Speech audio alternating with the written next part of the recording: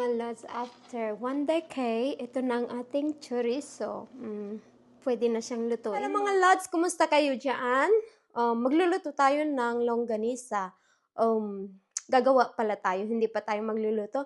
But anyway mga lods, meron akong nabili na grind attachment dun sa, of course, Amazon tayo lagi. But anyway, mga lods, ito, nagustuhan ko siya so far. Kasi yung attachment natin na KitchenAid, original attachment, hindi naman siya maganda mag-work. So, bumili tayo ngayon. Mas cheap siya. Sa Amazon, $30 nung nabili ko. At meron na siyang mga kasama nito. While we're preparing chorizo, mga kalods dyan, meron tayong nabili sa Amazon na naman. Ngayon lang natin bubuksan kasi ngayon ako nagkaroon ng chance. So, ito yung gagamitin natin na pang-wrap sa ating chorizo. Meron akong ginawa noon, but anyway, itatry nga natin itong brand na to kung mas maganda nga ba or mas maganda yung isa. So, ganyan lang naman tayo mga lords. Try lang tayo, o diba? So, but anyway, na-prepare na natin ito, nahugasan na rin natin, but hugasan pa natin. Bago ako nakabili ng grinder, nakabili na ako ng giniling. But mapino siya masyado, pero okay na lang din. Panghalo lang natin sa ating fat. Kasi marami ngayon fat. Excited na ako mag-chorizo. More fat itong gagawin natin. Kasi, alam nyo na mga lods, tayong mga Pinoy, mahilig tayo sa mga fat na foods. Especially mga chorizo, longganisa, kung ano-ano man dyan, kailangan natin talaga ng mga fat, o diba? Mas malasa naman kasi siya kung fat ang gagamitin natin. So, ayan nga mga lods, i-mix lang natin mabuti yung pork belly na na-grind natin and then yung ground pork. Kasi yung ground pork na nabili ko, 90% siya na lean. So, kailangan natin talaga ng maraming fat. But anyway, hindi naman siya talaga ng fattening, but gusto ko talaga yung mataba-taba. Kasi ewan ko ba, mas malasa naman siya, di ba? So, ganito lang ang ating gagawin mga lods. Curing salt natin, ihalo lang natin siya. Haluin lang natin siyang mabuti mga lods. Para ma-absorb niya yung curing salt natin. So, ganyan lang. So, habang hinahalo natin siya, ibabad muna natin mga lods. And then, trabahuin na naman natin ito. Ganyan lang. Excited ako gumawa kasi yung nabili natin, itatry natin kung maganda nga ba talaga yung style. Sa mga lods, ito yung gagawin natin sa chorizo natin. Chorizo. Longganisa in Tagalog, I think.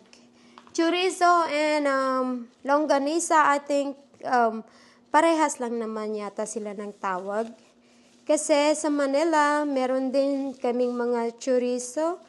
But anyway, mga lods, wag na natin yan isipin. Sana all. So, sa mga lods, lagyan natin ng 1 cup of white sugar. And then, another half cup na brown sugar. So, paghaluin lang natin mga lods, pagsamahin lang natin yung brown sugar and white sugar. Mga lods, lalagyan natin ng cornstarch. Lagyan natin ng konti lang. Ayan. 1 tablespoon na cornstarch. So, ngayon, pagkatapos ng 1 tablespoon na cornstarch, ito lang ang ating gagawin, mga lods. Kasi last time na gumawa ako nito, hindi siya masyadong matamis, but for today's recipe, lalagyan natin ng more pa ng ating sugar. Sabi nga nila, huwag kang titigil hanggat hindi mo nakuha yung recipe na gusto mo, di ba? Kasi ganun talaga ako, Lods. Hindi ako tumitigil hanggang hindi ko na-hit yung goal ko. O sana all, my goal. So mga lods, itong recipe pala na to, like I said, depende sa'yo kung gaano ba kapula yung ma-achieve na color na gusto mo. But anyway, lalagyan mo rin siya ng food coloring kung yan ang gusto mo. Beside ng annatto seeds, annatto powder, pwede mo rin siyang lagyan. Kung wala kayong annatto powder, lalagyan mo na lang ng food coloring para ma-reach mo talaga yung gusto mo na color sa ating chorizo. Nung una, matagal ko na inisip talaga maggawa ng chorizo, pero hindi ko alam kung paano nga ba. So, ngayon, meron akong nahanap na recipe dyan sa online. Siyempre, alam mo na tayo, kung may mga nagsishare ng mga recipe nila, why not? Kaya nga nila sinishare para ma-share din ng iba. Itatry mo kung masarap nga ba. But so far, itong recipe na gagawin natin ay nag-ano na ako, yung experiment na lang siya mga lods. So, ang gagawin ko nito, ititimpla ko lang siya and then lulutuin ko ng konti hanggang makuha ko yung gusto ko. So, ito na mga lods yung ating mix na chorizo. So, ngayon ang gagawin natin, itatry lang natin kung tama na nga ba yung nilagay natin ng mga ingredients. So, try muna natin. Ganito lang ako magluto mga lods. Lalo na pag bago sa akin. So, kailangan ko talaga, bago ko siya balutin, kailangan ko lang talaga siya itatry. To make sure na tama na ba yung timpla niya. Kasi, mahirap naman na balutin natin tapos kulang na naman. O, diba?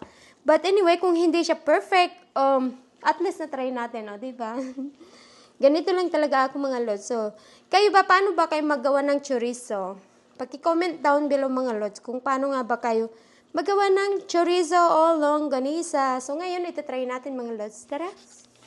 But anyway, itatry muna natin. Excited na ako. Sana ma-reach na natin yung gusto natin na minimithi. Sana walang lalim. But anyway, so ito nga ang ating chorizo, mga lods.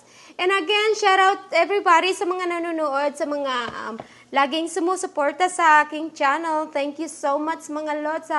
Sana hindi kayo makalimot o malay nyo one day, yayaman tayo ng dahil kay YouTube. O sana all, hindi naman. Ano lang kasi, libangan lang naman nito, o diba? May camera ka dyan, why not? So, kailangan mo lang talaga i-capture every moment. So, after a year or 2 decades, or pagtanda mo, nakikita mo, ay, ganito pala ang itsura ko noon. O, diba? O, sana all. So, yun talagang purpose ng mga pictures, mga lods, ng mga camera dyan. Yan talagang purpose. Hindi yung gusto mo lang para sa akin, kasi yan ang purpose ko, para may memories.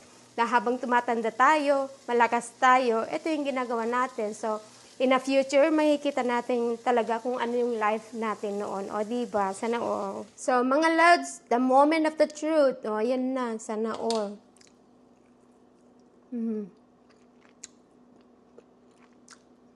Honestly, mas gusto ko ito kaysa yung first na nagawa ko. More sweet. O, yung mas matamis na siya. At saka yung fat ang nagtulong talaga para mag-tender palalo ang ating meat. So, I think okay na. So, ito yung dry na intestine yung gagamitin natin mga lods. According sa ating instruction, isa-soak mo siya ng 3 to 5 minutes pa. Not too much. So, kailan lang natin isoak ng 3 minutes. But anyway, habang sinusog natin, ito na ang ating longganisa chorizo. Ang dami ko ng mga try mga lods pa. I think nakuha ko na yung timpla na gusto ko. Kung meron kang pineapple, masarap sana. Kaso wala naman akong pineapple mga lods. So, ito na lang ang ating gagawin. Ang tagal kong mini-mix mga lods. Naalala ko, meron pala akong mixer. Pinahirapan ko talaga yung sarili ko. Kasi may mixer ako dyan. Nagpakahirap ako nagmi-mix dito. Kamay, ang dami kong gloves na nagamit.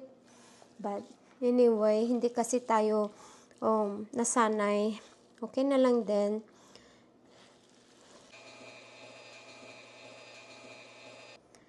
So mga lods, ito na ang ating chorizo. So ang gagawin lang natin, kailangan natin siyang, nakakalusot yan.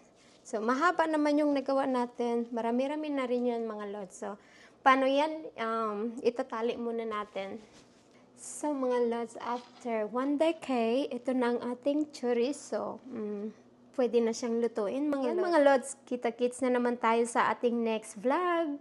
Ingat kayong lahat yan. And salamat sa panunood ng aking paggawa ng chorizo. Thank you so much. I'll see you guys for my next vlog.